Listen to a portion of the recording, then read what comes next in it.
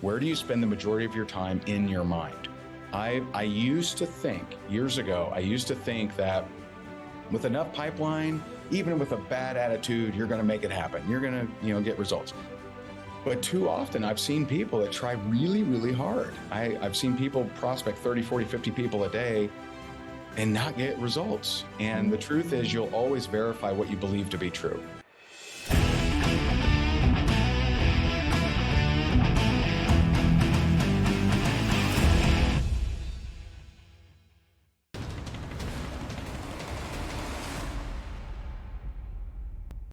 Hey, welcome to the True Grit and Grace podcast. I'm so grateful that you have tuned in today. I have waited for about a year to have this incredible guest on my show. We shared the stage at a speaking event, and I was like, oh my gosh, this man's incredible. I have got to share his story, his wisdom, and his heart for helping others with my True Grit and Grace listeners. So I have my good friend Ray Higdon with us, and I think I just said your last name. Did I say that okay? I think Higdon. Higdon. It's simple. It's I simpler always than you would think. Yes, I always think, okay, let me practice saying his last name. Okay. Then I get all nervous and I don't say it right. But I just love how you really help entrepreneurs um, find the money, the freedom, have healthy relationships. And I love your story of how you have overcome so much. Y'all, I binge watch his reels on Instagram. He's incredible. He's an author. He's an incredible speaker. And he is somebody who helps so many people to really live the life they've always dreamed of. So, Ray, thank you for being on the show. And I'm so grateful to get to talk with you again. Yeah, thank you. Thanks for having me. And yeah, I was blown away when I saw you speak, and I love your stuff too. It's awesome. Oh, my goodness. Well, Grit and I Grace is the perfect name for your podcast. It's just perfect. Well, thank you. And when I met you, I was like, oh my gosh, you've overcome so much. And your love story with your wife is beautiful. Mhm. And I love that you share how she was really your rock for a while when y'all first met. And you know what, Ray, just the other day. So I was telling you, I just finished doing my first 2-day in-person event, Yeah. and my daughter came to stay with me in the hotel when the event was over. And they're starting to talk to her about college and stuff like that in school. And she goes, Mom, where did you go to college? And I said, actually, I didn't go to college. She goes, oh, lame. And I'm like, well, to do what I do, you don't need to go to college. I was like, Yeah. if you want to be an engineer, you want to be a lawyer, a doctor, then Right. you need school. And one of the things that I love that you share is how you didn't finish high school on time. You didn't finish college, I don't think. Nope. And yet here you are, a freaking multimillionaire, successful badass doing your in-person event. I was like, "Oh, I just did my first in-person event that was 2 days and I had 35 people, and you're doing one with Joe Dispenza's one of the speakers, Yeah. and expecting thousands of people online and hundreds in person." And so I'm amazed with you. But before we get into like Yeah. how you did Thank you. it, I would love if you shared kind of where you came from, because you come from some trauma and abuse that you've overcome. So can you take us back to, I want the listeners to understand, because if they're stuck in a place where they're that victim, that they know that they can be the victor of their life. Yeah. Yeah. Um, so I think probably the best way to share it is um I remember my really deep journey began really about 3 years ago. Was it just 3 years Well, ago? the deep inner journey. Okay, I Okay. overcame a lot of financial stuff, but the really deep inner journey, just came in the last like 3 years, and so I'm going to kind of reverse flow this story. So my wife and I, we were at a charity event, And one of our neighbors came up to us and said, "Hey, do you see the trip to Belize? They have these, charity events where they auction off, trips is a very common thing." And I'm like, no. And she said, "Oh my God, it looks amazing. It's a private island. It's 5 couples only. It's a private jet, a private chef." And my wife is like, "Who?" She's all excited and everything. And and in my head, I thought, I hope we don't get that. Like I just had like a sense of like terror. Like Really? it just sounded terrible to me. And on the way home, I'm like, what the hell's wrong with me, man? Like, why is like I should have the reaction like Jess of woo, like that sounds amazing. And so something that we teach is pluck the weeds. And pluck the weeds is a concept of look at every area of your life and see what's incongruent with who you want to be. Mm. And so I had found a weed. Like I had this something. What the heck was it? And so I have a friend of mine who's a hypnotist and therapist, and I'm like, hey, can you help me figure this out? And he helped me remember something that I had blocked in the third grade. I was in a very abusive home from kindergarten to sixth grade. Kindergarten to sixth grade, very abused home, and I remember in the third grade, and I'd blocked this out, but he helped me remember this.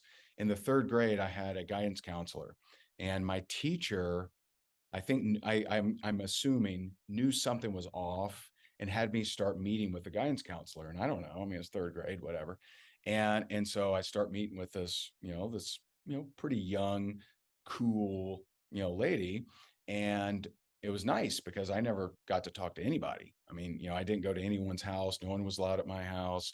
When I got home from school, I had to stay outside until it was dark. When it was dark, I went to my room by myself. Really? So I literally never talked to anybody. And so she's asking me So, all these did you questions. grow up in like an alcoholic home, or why did you have to stay No. outside? Um, I mean, my guess is just I think my stepmom despised me and my mom, and the like Oh, just thinking oh, about my mom so much that she just didn't want to see me. Like I was maybe oh, disgusting to her would wow. be my guess. And so I start sharing some of the things, with the guidance counselor. Eventually I trust her, I start sharing and sharing how hey, some days I was, coming to school wearing a turtleneck because the claw marks on my neck were so deep. Or how one time I was not feeling good. I had some kind of stomach bug or something and threw up in my cereal. And then when I refused to eat it, I was stabbed in the chest. And so hardcore stuff, not great. And I share these things with her, and it actually felt good. Felt good to talk to somebody for a change. One day I show up and it's her, my dad, and my stepmom, and she proceeds to tell them everything I've ever told her because she thought they were too outrageous. The stories were too outrageous, and that I was just crying for attention. And so But that, how could you even make something like that up? You know what I mean? Like yeah, such I, vivid description. yeah, I don't think, I really think she thought she was doing the best thing. I'm not mad at her or anything like that, but that number one was a bad day, as you can imagine. Number two, that was the day I stopped trusting anybody. Mm. And when you don't trust anybody, you show up in a certain way. So going back to the Belize trip, that was like prison. I would have to open up. I would have to talk to people. I'm literally on an island. I can't escape. Because in the past, I would go speak at an event and then rush back to my hotel room because I had such social anxiety. I remember Mhm. hyperventilating at Funnel Hackers Live. I'm about to go on stage and I'm in this lobby with a bunch of people. I start like hyperventilating. I'm like, what the hell's wrong with me, man? And all of that is when you don't trust anyone, you don't let them connect with you. And so I saw Jerry Seinfeld share this on a special. He said, "You don't understand. I can speak to all of you, but I can't speak to any of you."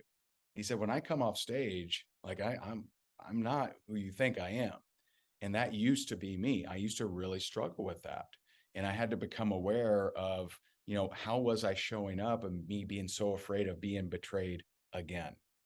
And that was a big breakthrough for me on coaching others, because I now know that, others also created a meaning that they've been carrying for their entire life. Hmm. And if you can help them with becoming aware of how they're showing up, they have a possibility of change. Wow, that is so powerful. And it's I'm so glad you shared that, because there was someone who just attended my event and she was having major anxiety before the event. And she was messaging me like, I'm not sure how I'm going to be able to be around that many people. She's Mhm. actually used to being around one person at a time. And she's like, I'm not sure. And I said, hey, they're lovely, amazing, passionate, faith-filled, heart-centered women. I said, I think that you're going to like them and they're going to love you. I said, but why don't you just give it a try and take breaks when you need them, and I'll Yeah. understand. But by the end, it was great. By the end, she was there and she actually messaged, I wish the event was longer and we had one more day.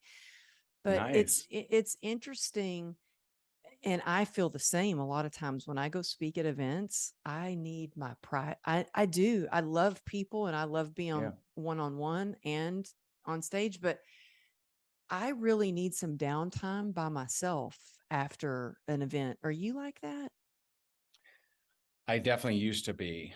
I really don't Mine's more have, about energy. Like I need to yeah. get energized again. Yeah. Um Yeah, and you know what, Ray, when we were on stage at Steven's event and we Yeah. were standing in one place, that's the hardest thing for me, to stand in one place with Yeah. my leg and the Yeah. CRPS, and I like to forget that I even have that, but boy, it lets me know. Yeah. And I started getting anxiety actually on Mm. that stage and looking for places to sit, because I was like, I don't know how much I can stand in this one spot. Wow.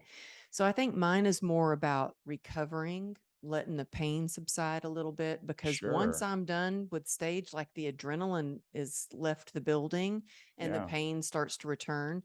But that is so interesting that you used hypnotherapy and a therapist to like help you see where that was coming from. And I think that's something we all should do, is like, where is that reaction coming from? What's the root of that? And I would love to talk about your daily ritual and what you do, because what you shared, I was blown Mm. away. When did you start meditating for an hour a day? Do you still do that? Do you still Oh meditate yeah. for an Oh yeah? yeah. Yeah. I mean, I'm trying to remember, because I've changed some things over the last little bit. But I'm probably closing in on close to 2 years that I've been meditating every day. And I mean, in the beginning, I just couldn't sit still for 5 minutes. But for a good last year or so, I've been doing 60 to 90 minutes a day, every day. Wow. And And when do you do that? it depends. Um,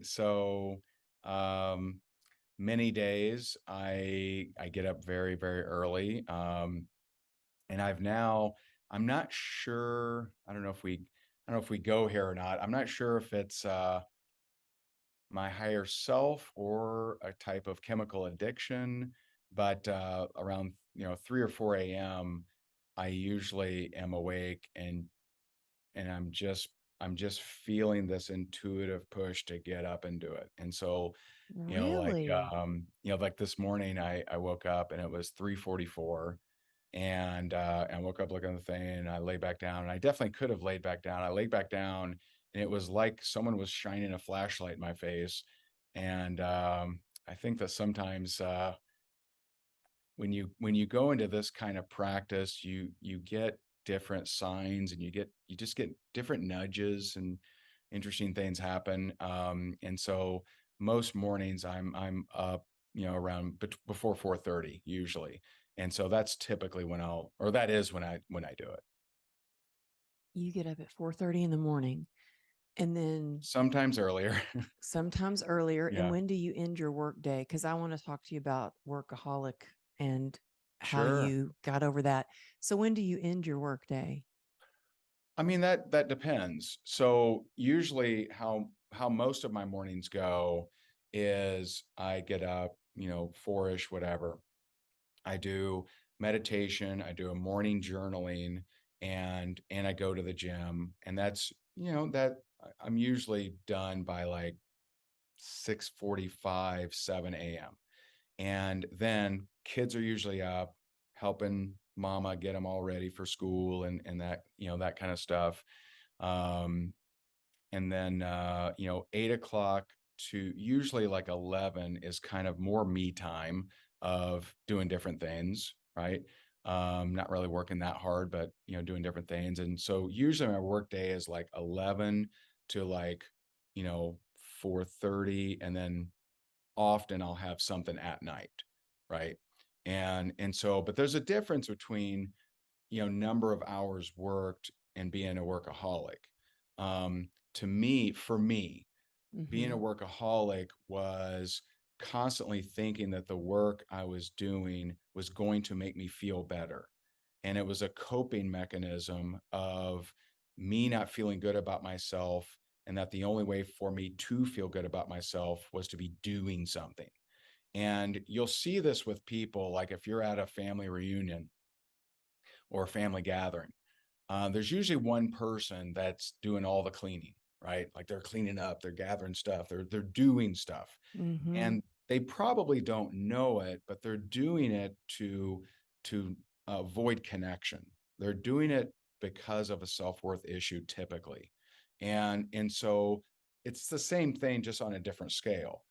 I mean, I've had clients, that do $20 million a month, and but they struggle with their relationships, they struggle with their parenting, and so they're not fulfilled. And like Tony Robbins says, success without fulfillment is the ultimate failure.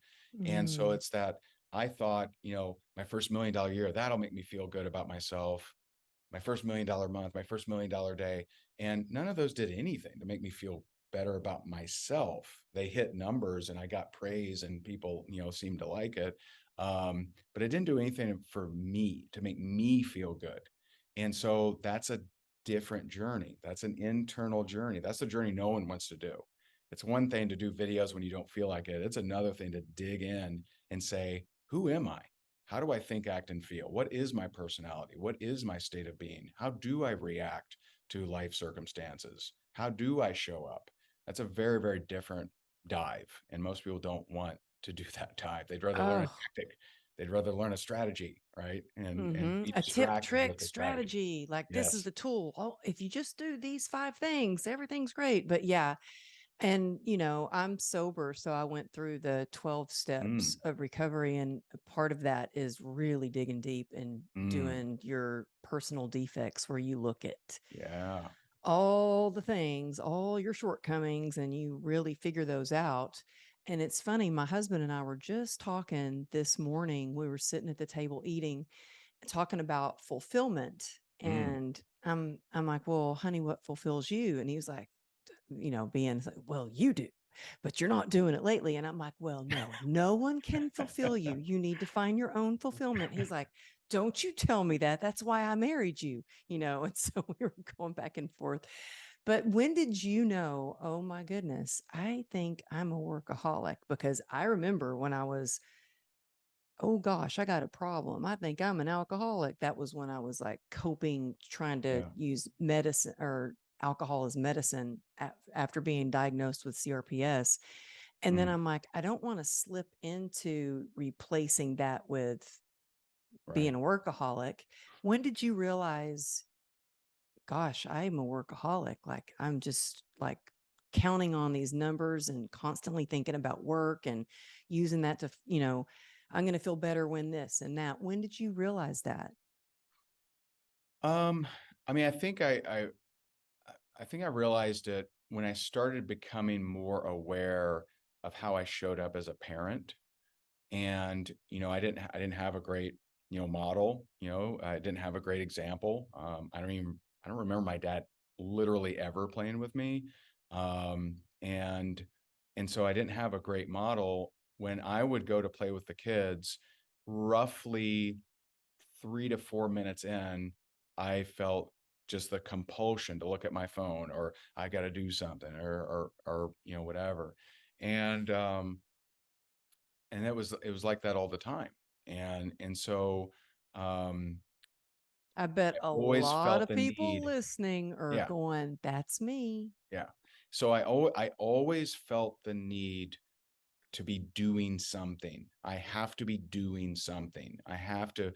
And so, like, the people, when you are scared of connection, because the conclusion I drew, and this is what happens, is people draw a conclusion and they create a meaning and a paradigm as a kid, and it just carries with them their whole life, but they're never aware of it because it protects itself, it hides itself. Mm. And so when you are scared of connection because of past betrayal, you just think everyone's going to betray you. And so if you think everyone's going to betray you, then just don't let anyone in, and it won't hurt when they do.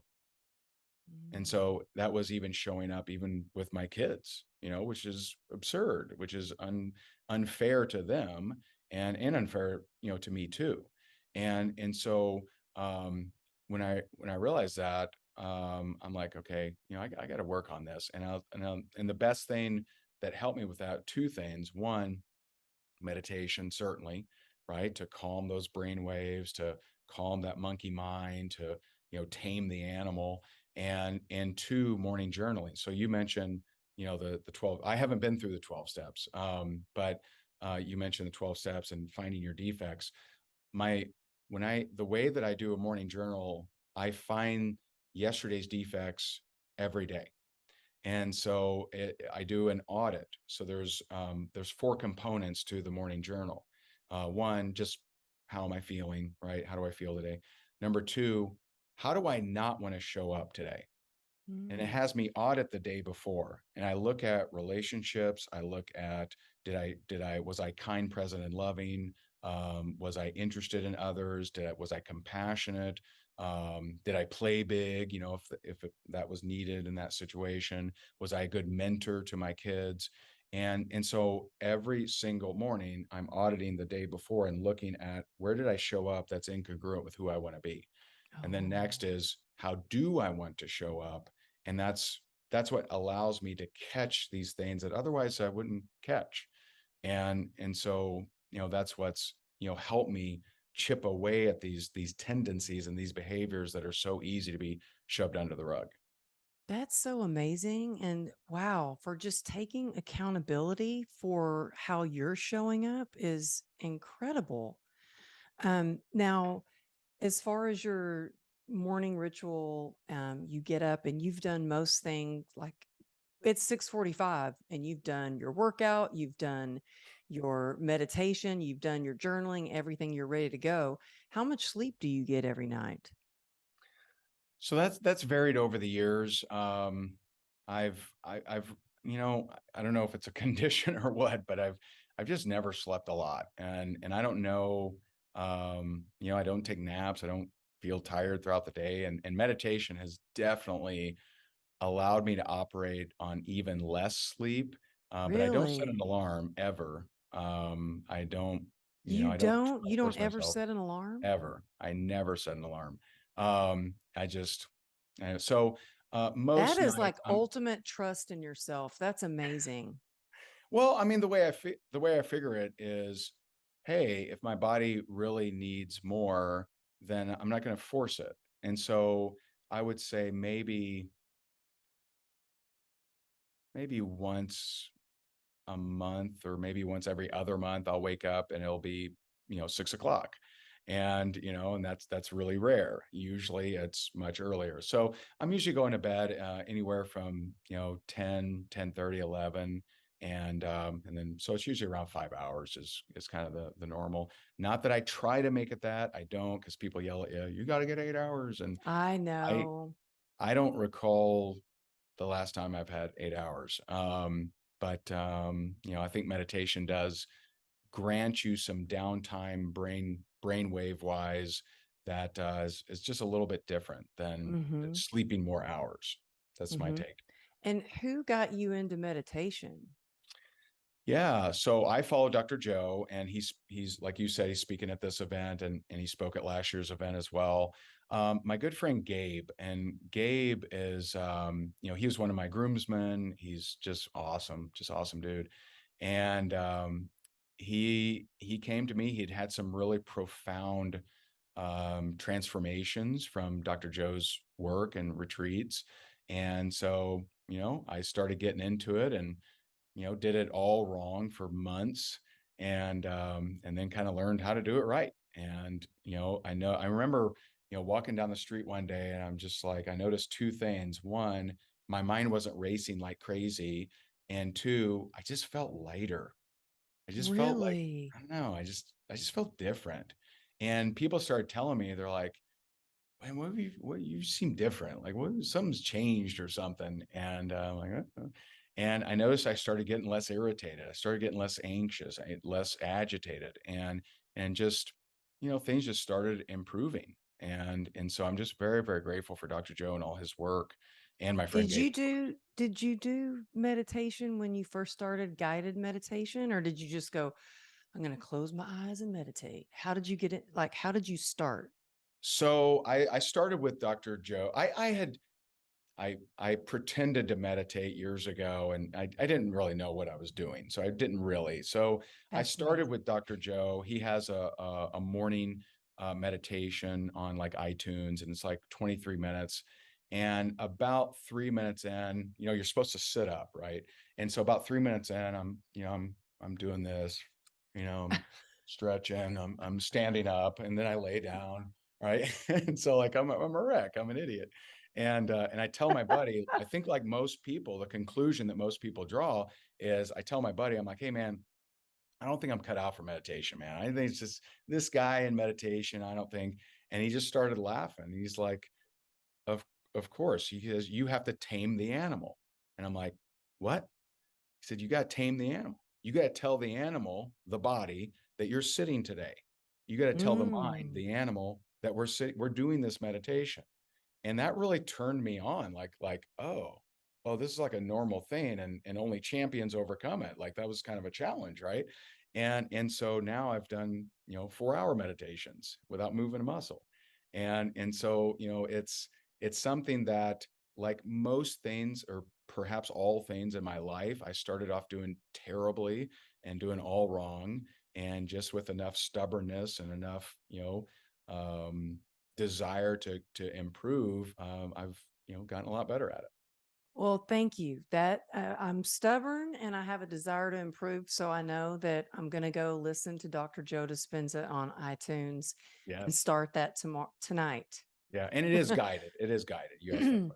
Yeah, that's good to know. I think that I'll do much better with guided. I mean, I've tried the Calm app and stuff like that. Yeah. Now I want to like totally kind of switch gears into, you are like, you talk to how help network marketers, and Yeah. I didn't even know exactly what that was, to be honest with Yeah. you. I just knew it wasn't good. That's what I had always heard. Right. Oh, it's not good, it's not good, Yeah. stay away. Yeah. MLM, oh, stay clear of that, Yeah. Yeah. um but now I actually, take a product that I didn't even know it was an MLM. My girlfriend gave it to me. I'm like, hey, I love this. Yeah. She's a nurse. I'm like, well, she retired as a nurse. She's totally doing this business now. Yeah. And by the way, a millionaire from it. Yeah. But she was like, oh, that's part of my business. And I'm like, okay, whatever. What is it? Just, can you give me the link so I can order more? And it took a while, but then people were asking me, hey, how do you have so much energy? They started asking me. Now, I Nice. haven't dove into it as much. And I would love to learn, and I'm sure my audience would love to learn, because I do have a lot of network marketers that listen to the show. Yeah.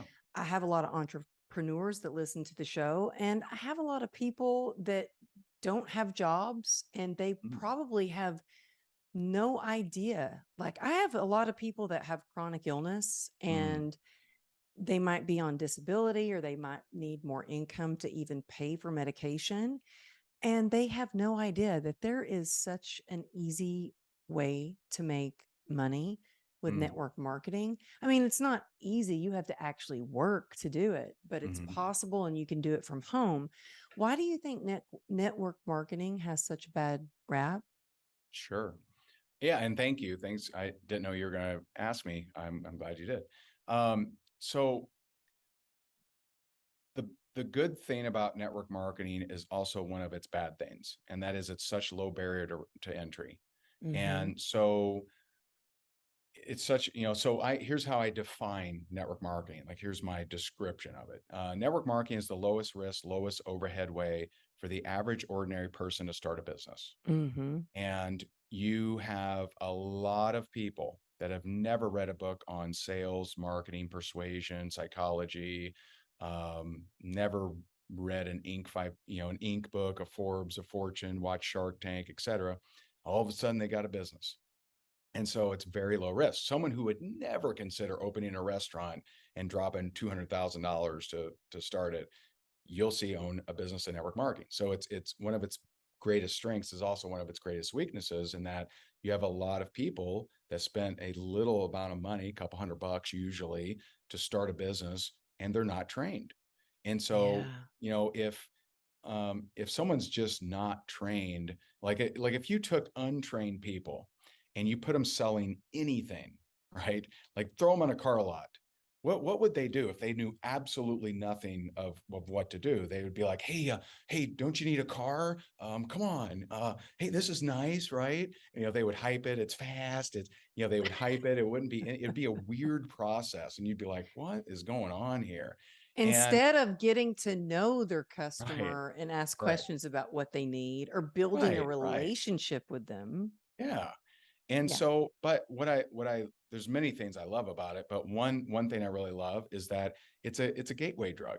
There's a lot of people that go on to be massive successful outside of network marketing that got the bug in network marketing, such as Tony Mm-hmm. Robbins, such as Jim Rohn, such as you can list out. I know so many people that they got into network marketing. Maybe that was or wasn't a fit for them, but that's what gave them the bug of self development, of improvement, of understanding cash flow and passive income and sales and marketing.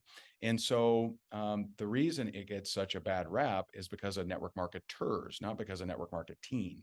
And so no one is offended if they really think about it of, wait a minute, you're going to pay me to tell people about a product I like? No one's turned off by that, but they're turned off when it's hyped. When someone says you don't have to sell anything, you can make a bunch of money and we don't use the term easy, but we say simple.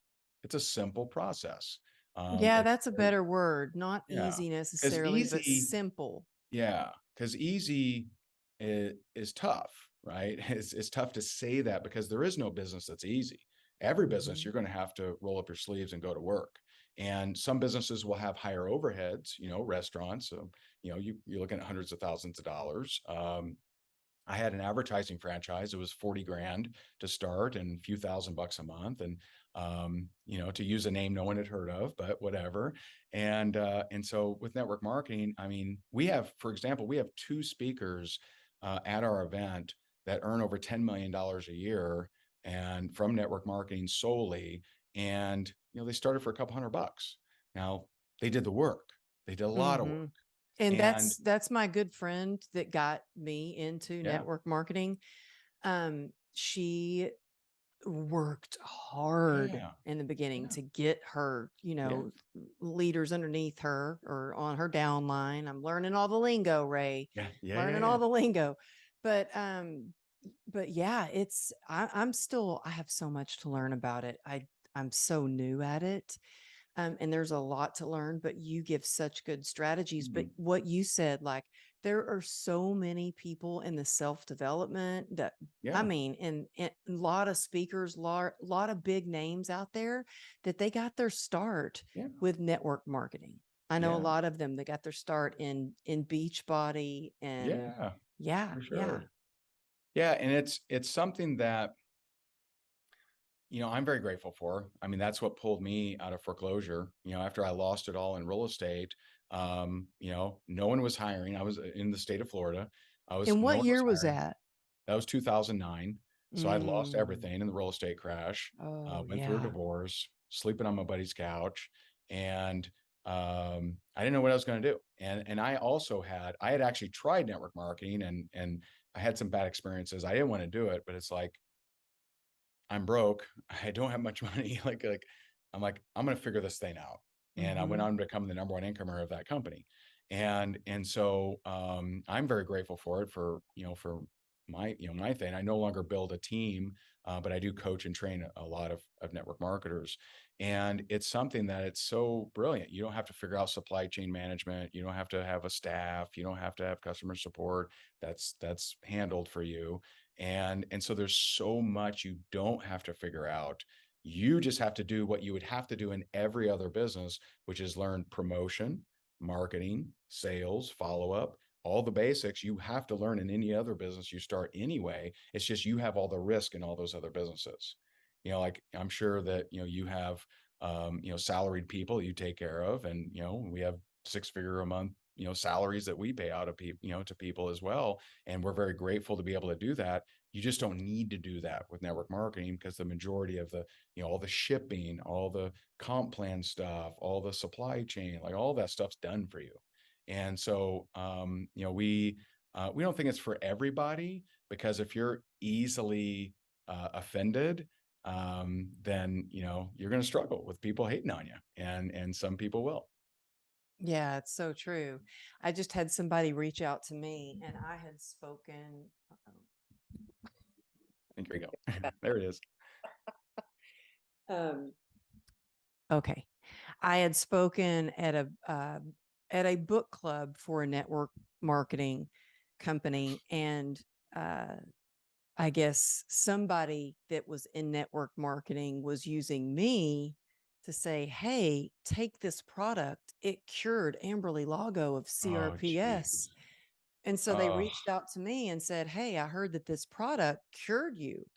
And I was like, "Well, first of all, no, it did not yeah. cure me." I was like, but But see, that's an untrained person, you that's an know? untrained person. Yeah.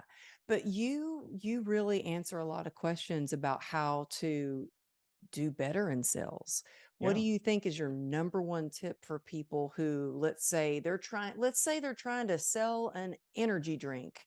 What is the number one tool you could suggest to them to do to start to sell that product online on social media? Yeah. So, if I'm limited to one tip, I would No, say, give us more than, but what's your top tip? um, so I'll give you two things. Okay. Um, first will be most direct to your answer, and that is, instead of marketing the what, right? I have this thing for sale. Okay. Mm-hmm. Instead of marketing the what, think about the who. Think about who might take this, or who might get benefit from this. And for example, like one of my mantras is help the person you used to be. Mm-hmm. So if you have a product and that product helped you have more energy or sleep better, or whatever, think about the person you used to be and create content that would turn them on and help them, right? Versus be so focused on pushing the what.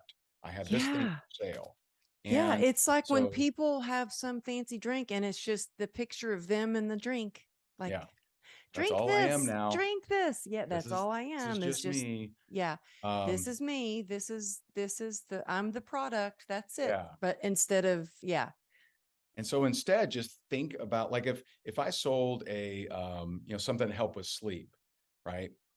I would think about the person that struggles with sleep, and I would create content to turn them on and have them start watching me, and we start connecting. They start asking, what else do I do? And that's how I'll make a whole bunch of sales without having a video that has me popping the pill, or whatever. Mm-hmm. So that would be one. And then number two, just so in general, is something, network marketing and sales in general is not magical or mystical, right? It is numbers, you know. And so pipeline, what is your pipeline? How many people are you talking to, following up with, setting appointments with, et cetera? How many people are you doing demonstrations for, sending samples to, et cetera? and that's true of any performance-based thing. There's a pipeline. So a lot of times, especially in network marketing, I hear this because just, people aren't trained like this. And they'll say, well, I don't know why I'm not making money. And I'll say, okay, how many people last week did you ask if they were open to taking a look at your product, service, or opportunity? Well, none. Okay, well, how much money should you be making? It's like, you ain't talking to anybody. If my she's a realtor and she does luxury real estate here in Naples. And if she took all of her business cards and signs and shoved them in the garage and never talked to anybody, she ain't making any money. There's no mystery. Mm-hmm. It's not like, Mm-hmm. oh, well, what happened? She got her license. Well, yeah, she did, but she also speaks to humans and she tells them, I'm a realtor. Are you looking to list your home? Are you trying to buy? And so you have to ask people questions. You have to let people know. And in the absence of leads, you have to be doing the prospecting. And so people will fall in love with the idea of doing viral videos and everything. And hey, for some that works out. But in the absence of leads being generated, you got to go beat the bushes. You got to go make it happen. You got to go reach out to people. And so pipeline is absolutely one of the dictators of your success. Oh, I love that. Now I know you have 4 P's in Yeah. creating And success you in your. have watched my stuff. Oh yeah, I'm telling you, I'm obsessed with your stuff. You're Oh, amazing. Can you briefly go through the 4 P's? yeah. So the four You talked P's about the pipeline, pipeline. pipeline's one of them, Okay. And right? so wait, I'm sorry, and I want to be real clear on this. So the pipeline is you are giving your products or services away. Do you give it away? And it depends on the Maybe. company. Like some companies, that doesn't make any sense, right? It's a service or something like that. Yeah. So pipeline is very simple. How many people are you talking to, following up with, setting appointments with? And then from there, it may vary, right? Mm-hmm. So how many Mm-hmm. people are you asking the question, are you open to taking a look at what I'm doing? Right? Are you Okay. open to taking a look at what I use for weight loss or energy or Yeah. sleeping or It's whatever? so funny. So we just went to go see, we did a walkthrough. We just bought a house. We're moving also. So I just got home from my No, event and we're moving at the of same course. time. And our AC broke. And so yesterday Huh. was kind of like crazy when I got home. And we are doing a walkthrough of our new house. And we met the owners of the house that we're buying. And we're talking, my husband is off with the husband, and I'm talking to the wife, and I am totally all like, I love what I do, so I'm always talking about what I'm doing. So Sure. even here, we're buying a home from this couple, and we're supposed to be walking through the house and going over like how you turn the screen on in the cinema room and all the media room and all that. I'm just like, so, asking her personal questions. And I was telling my husband, I said, oh yeah, um, telling him details about her, like childhood and stuff. He goes, Mm, wow, she really did open up to you. And I'm like, oh yeah, I think she'd be great for my mastermind. I was really trying to like nice. develop that lead for my mastermind. I love it. But that's how I mean, you never know when you're going to meet someone. It could be in Yeah. the elevator, it could be at something that you Yeah. would, but when you connect. So, yeah. And it's through social media or in person or, Yeah. yeah. So I love the pipeline. Sorry, I just had to No, say no, that. no. So, pipeline is one. Yeah, and so because of your story, I'll put the next one is the second P is position, right? Position is very important. It's understanding where your prospect is. So you didn't start the conversation with, "Hey, we're really excited about moving into your house, and I got a mastermind." At all. I just let her, she talked and I asked a That'd lot of be weird. questions. Yeah. Hey, would And you be interested in joining my mastermind? See, that makes no sense. It would make no mm-mm. sense. But some people do that with network marketing. They call up their friends and they're like, "Hey, I'm doing this new thing. You should totally do it."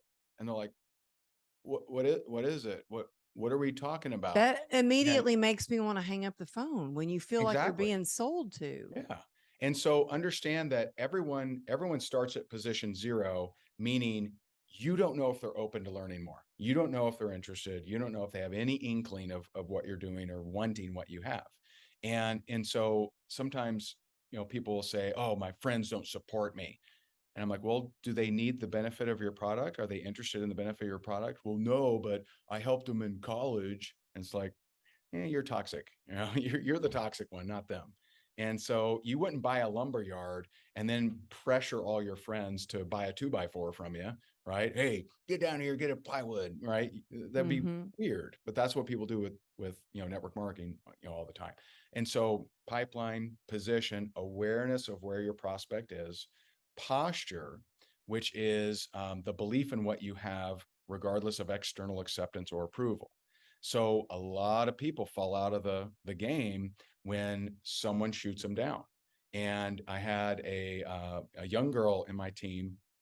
She went home, she joined, got excited, went home, and her family is like, "What are you doing? That's stupid. Why are you doing that? You got a college degree. What's wrong with you?" Mm-hmm. But when she hit 10,000 a month, her two brothers joined, her mom joined, her Uh-huh. dad created a spreadsheet, and that woman was my wife. And so, she didn't need their support, acceptance, approval, agreement. So the postured person isn't really affected by rejection, isn't down in the dumps eating ice cream when they get rejected. They just kind of move on. And they're also not, they don't sway in the wind from the haters or someone saying it's not going to work. They're postured, they know where they're going. And then the fourth P, so it's, pipeline, position, posture. The fourth P is really your speed quotient. And it's so important. And I've just, this has been the area that I've really been hammering on, is perspective. Where do you spend the majority of your time in your mind?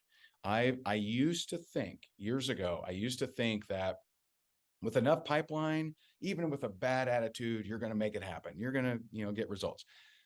But too often I've seen people that try really, really hard. I've seen people prospect 30, 40, 50 people a day and not get results. And the truth is, you'll Mm. always verify what you believe to be true. So if you think that making money is hard, if you think that no one wants to buy your product, if you think it's overpriced, Oh, it's you're so going to true. sabotage your success, even if you're trying hard, even if you're talking to a lot of people. And so perspective is, where are you spending the majority of your time? And, that's been how I've been able to do some, really wild things. I was, um, long story short, I, got ballroom dance lessons for my wife and I, I and love seeing your dancing. I do you know the love story? I don't know if I shared it at Stevens. I might have. I no, I don't think you shared Yeah. the story at Stevens. I just see you Yeah. dancing on your Instagram, and Yeah. I just love that you and your wife do that together. Yeah. And so when I joined, so I just bought lessons for our anniversary, and I thought, spend more time with her. I'm excited about it. And so I go, and I'm just terrible, man. I mean, they're like, "Ray, do you hear the rhythm? It's like doon da da doon." I'm like, Ray, were you in an accident? Do your hips Oh move? no. Yeah, I swear to God, the Are instructors, you serious? the one's Russian. She's very tough. And she's like, "Ray, do your hips move?" And I'm Oh like, my "Yeah, gosh. I think." And they're like, "Okay, so they move, you just choose not to." And I'm like, all right, like it was then 4 months in. Okay, 4 months in, I'm going to 2 classes a week. There's a guy, he came in early and he's a new student. He's lacing up his shoes and he's watching. And when I finish, he rushes over to me and my wife and says, "Oh my God, I'm so glad I came in early. I feel so much better." I'm like, "Thanks." And so in front of my wife, right? And so I go home and I You're realize like, something. thanks. Yeah, I realize my perspective was noticing all the wrong steps. My perspective was noticing that I wasn't good, that I was stressed out, that I was Wow. frustrated, that I was forgetting things, that I was offbeat, I noticed all these things. And so I'm like, okay, this ends tonight. And so that night I created a visualization. I started seeing myself as a good dancer. And I asked myself two very important questions for you to create your for you to experience change before it's there, right? And that is, how would I feel if I'm a good dancer? And then how would I know it's true? And so, well, if it were true, then people would, I would feel good, of course, but people would give me compliments. So I literally, in my imagination, start seeing people give me compliments about my dancing. Now, keep in mind, it's not like anything changed. Okay. But I went back in and I stopped noticing my missteps. Did I still make them? Still made them. Stopped noticing how bad I was, stopped dwelling on it, stopped feeling bad about it, and just kept visualizing being better, being better, being better. Fast forward 6 months, we went down to our second competition, international competition in Miami, and we came in first place in our division in 2 dances. And the That's instructors amazing. said to me, they said, Ray, you really weren't getting any better. And then one day it was like you just started getting way better, way faster. So that must have been the day you started practicing at home. And I said, well, not really. That's when I started practicing in my mind. I started doing mental Wow. rehearsal. I did not go to 3 classes a week. I literally didn't change anything except my perspective. And that perspective had me go from being laughed at to first place at an international event. That is incredible. And that is so powerful how our mind it's like what we choose to focus on. Yes. And when we focus on the negative or what's going wrong, we that's all we notice, and Yep. it's heavy and it weighs us down. So thank you for sharing that. Yeah. So what's one thing when you start to notice that you're focusing on the negative, because I feel like it's so easy to focus on the negative, it sticks to us like Yeah. velcro, and you're like, oh, I want to let that go, but it's just like stuck to you. And what do you do to break that cycle quickly and get out of focusing on that negative? What's a quick Yeah. trick you can give us? It gets better. First of all, it gets better because you get faster and faster at catching it. And one thing Dr. Joe says that I love is anytime you catch a negative thought, it's a victory. But the key is to catch. And Mhm. some people let it ruin their day. So I don't have Mhm. bad days anymore, but I may have bad moments that I catch, and then I shift my focus to what do I want? What is it I want? And that was something, even, I mean, Napoleon Hill talked about, a million years ago, whenever that was. He said, hey, when I have a negative thought, I quickly write down 10 things I want in my life to just shift that energy, to break that energy. Oh, that's so And good. so it's just a constant. If you feel bad, that should stand out to you, not feel good. But for most people, the only time they feel alive is when they're angry, when they're in a aroused state of agitation or angry injustice or whatever. And so they actually have become chemically addicted to that emotion. And so, Mm. their cells are keep firing and wiring and thinking and feeling and thinking. And so they keep doing that same thing, and they wonder why their life doesn't change. And so the step one is just awareness. And if you can catch, hey, I'm in a bad mood right now. If you can catch that, that's power. That's a victory. Now you can say, okay, what is it that I want? What can I do? What is it I want in my life? How can I progress toward that to break that pattern? Oh my goodness. I could seriously learn from you all day. And we haven't even got, I mean, we've run out of time.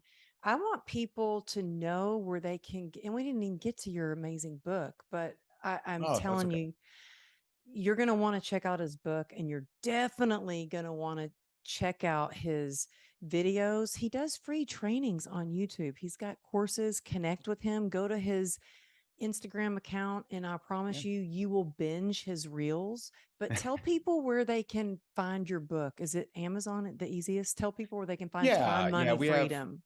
Yeah, our latest book is Time, Money, Freedom over there on Amazon, and yeah, like you said, we put a lot of stuff on social media, Instagram and YouTube, and yeah, I hope this was helpful, and that's the goal for everything we create, to help people to make a difference. Yes, and I would love to try to get to your event. You've got Yeah. this huge event coming up in October. And one of the things that I love, besides, getting to hear you speak and Joe Dispenza and so many other amazing speakers, is you're having a costume, like a costume part too, where you get to dress up. But tell people where's the best place they can find out about your event. Yeah.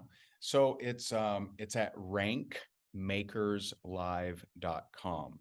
So our we call our community rank makers, right? They're making rank. And so rankmakerslive.com. But yeah, we have Russell Brunson, we have Dr. Joe, we have just a lot of rock stars, that are just excellent. And to me, it's the perfect blend of structured mindset improvement, right? Not motivation, but structured mindset improvement, as well as strategies and tactics. So we have some of Mm-hmm. the best branding experts, some of the best marketing experts, some of the best social media experts, and we also have, you know, the big guns of transformation and change, such as Dr. Joe and several others. Oh my gosh, it sounds amazing. Yeah. So, yes, y'all go check it out. And also, if you're on a run and you're listening to this, you can find it in the show notes. Cool. Will be there. All of the links will be in the show notes, so you can get his book, follow him on Instagram or YouTube, or get to his event. Ray, thank you so much Oh, for being thank on the you. show. I've always, since the moment I met you, been Oh, fascinated by your story and all that you share. And I'm so grateful to finally have you on the show. And I'm going to check out tickets because I am going to see if I can make your event and I get to. hope you can. Yeah, I want to, I I'd love to see seriously you. want to see if I can make that. I would Yeah. love that. Yeah. So I'll check that out. But thank you all for listening to the show. Screenshot it and share it if we love to see when you share it. I always reshare it in my, tag me at Amberly Lago Motivation, or you can tag Ray also. Yeah. And I'll share just, it. yeah, and let us know, send him some love and let us know you heard it. And on True Grit and Grace. And I appreciate you tuning in. And until next week, thank you. And we'll see you next time. See you.